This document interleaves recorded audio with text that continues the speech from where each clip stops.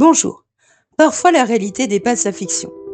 Certaines histoires restent irrésolues, laissant derrière elles des questions troublantes et des mystères jamais élucidés.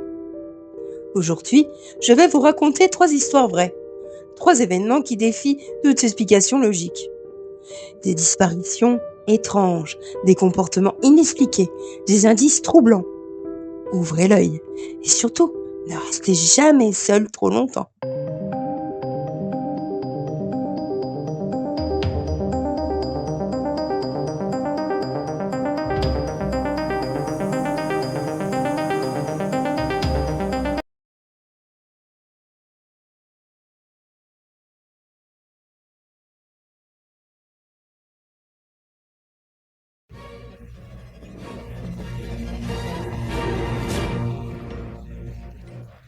Juillet 2014. Lars Pitank, un jeune Allemand de 28 ans, part en vacances avec des amis en Bulgarie, sur la côte de la mer Noire. Un séjour qui aurait dû être agréable, jusqu'à ce qu'une dispute éclate dans un bar. Lars reçoit un coup à l'oreille et souffre d'un tympan perforé. Un médecin lui déconseille de prendre l'avion immédiatement et lui prescrit des antibiotiques. Ses amis, n'ayant plus de raison de rester, rentrent en Allemagne. Lars, lui, reste seul dans un hôtel bon marché à Varna.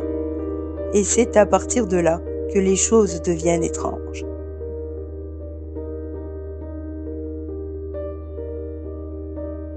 Lars commence à envoyer des messages inquiétants à sa mère.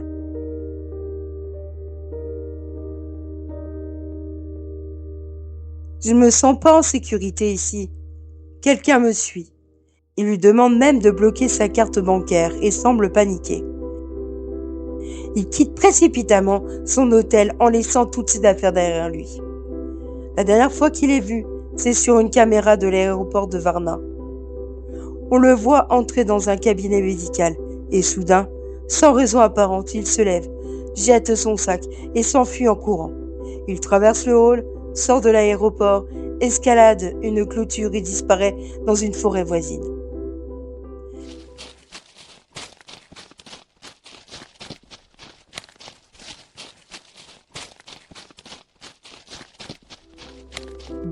Depuis, aucune trace de lui. Aucune explication. Était-il en pleine crise de paranoïa? Était-il victime d'un complot d'un trafic? Ou bien, y avait-il réellement quelqu'un? Quelque chose qui le poursuivait?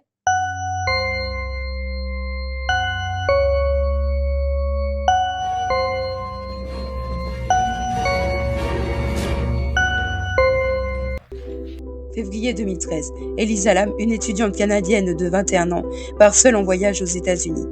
Elle réserve une chambre à l'hôtel Cecil de Los Angeles, un lieu au passé sombre, où plusieurs meurtres et suicides ont eu lieu.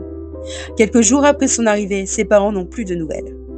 L'hôtel lance des recherches, et ce qu'il découvre va hanter Internet pendant des années. La police rend publique la dernière vidéo d'Elisa, filmée dans un ascenseur de l'hôtel. On la voit entrer, appuyer sur plusieurs boutons, attendre. Mais les portes ne se ferment pas. Elle sort la tête, regarde à gauche, à droite, comme si elle était poursuivie. Puis, elle se remet à l'intérieur, fait des gestes étranges avec ses mains, comme si elle parlait à une personne invisible, avant de disparaître du champ de la caméra. Jours plus tard, des clients de l'hôtel se plaignent d'un goût étrange dans l'eau. La direction envoie un employé vérifier les réservoirs situés sur le toit. Il retrouve le corps d'Elisa Lam, flottant dans l'eau.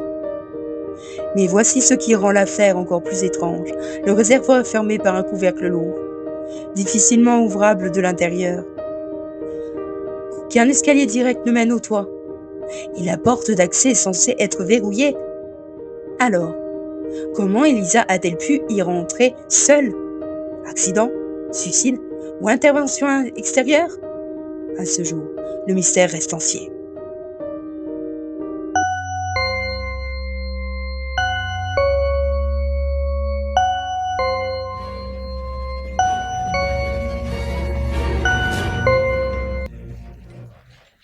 Décembre 1900. Au large de l'Écosse, sur les îles Flannan, se trouve un phare isolé, battu par les vents et les vagues. 3 gardiens y travaillent. James Ducat, Thomas Marshall et Donald MacArthur. Ils doivent assurer la surveillance du phare pendant plusieurs semaines. Mais quand un navire de ravitaillement arrive sur l'île après une tempête, aucun des 3 hommes ne répond aux signaux. Inquiète, l'équipe du bateau décide de débarquer. Ce qu'ils découvrent, les glaces d'effroi. À l'intérieur du phare, tout semble en ordre. Une table est mise, une chaise est renversée et une horloge s'est arrêtée. Mais les gardiens ont disparu. Le journal de bord retrouvé sur place contient des éléments troublants. Le 12 décembre, l'un des gardiens écrit que la mer est déchaînée et que tous sont anxieux. Le 13 décembre, il note que MacArthur, pourtant un homme robuste, pleure comme un enfant. Mais voici ce qui est le plus étrange. Le 15 décembre, le dernier message inscrit dans le journal dit simplement « Tout est calme. Dieu est au-dessus de tout. » Depuis, plus aucune trace des 3 hommes. Ont-ils été emportés par une vague gigantesque? Mais alors, pourquoi le journal parle-t-il d'un calme plat? Certains évoquent une mutinerie, d'autres parlent d'une force surnaturelle, mais la vérité a disparu avec eux. 3 histoires, 3 mystères, 3 questions sans réponse. Et si la vérité était encore plus terrifiante que ce que nous imaginons? Dites-moi en commentaire laquelle de ces histoires vous a le plus marqué, et si vous avez une explication pour l'une d'elles. Abonnez-vous pour d'autres récits étranges, et d'ici là, dormez bien. Enfin, si vous pouvez.